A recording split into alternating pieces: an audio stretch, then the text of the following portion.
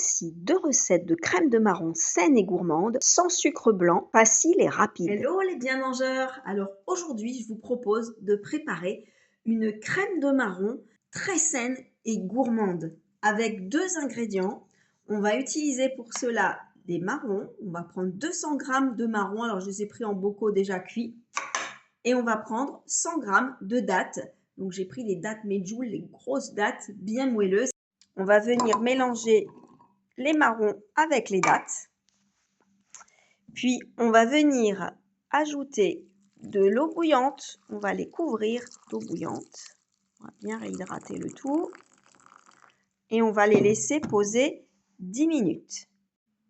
Alors, nos marrons et nos dattes sont maintenant réhydratés. Je les ai égouttés, mais j'ai gardé le jus parce qu'on va en avoir besoin. On va venir mixer tout ça dans un blender, tout simplement. Alors, on va venir ajouter nos dattes et nos marrons dans le blender. On va rajouter petit à petit de l'eau en fonction de la texture. Voilà, on a une belle texture pour notre crème de marron.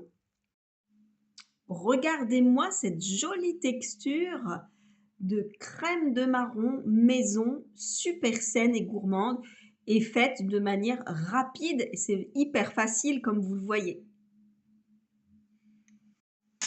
En plus, je vous dis pas comme c'est délicieux.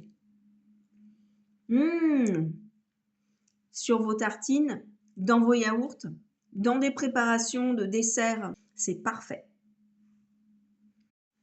Voici une deuxième version que j'ai à vous proposer pour la rendre avec un index glycémique plus bas.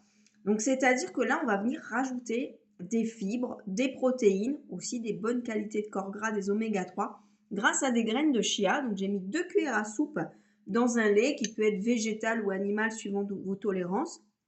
Et on l'a laissé réhydrater une quinzaine de minutes pour que ça forme un petit gel.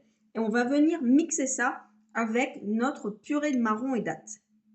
Voici donc notre deuxième version de crème de marron aux graines de chia et aux dattes.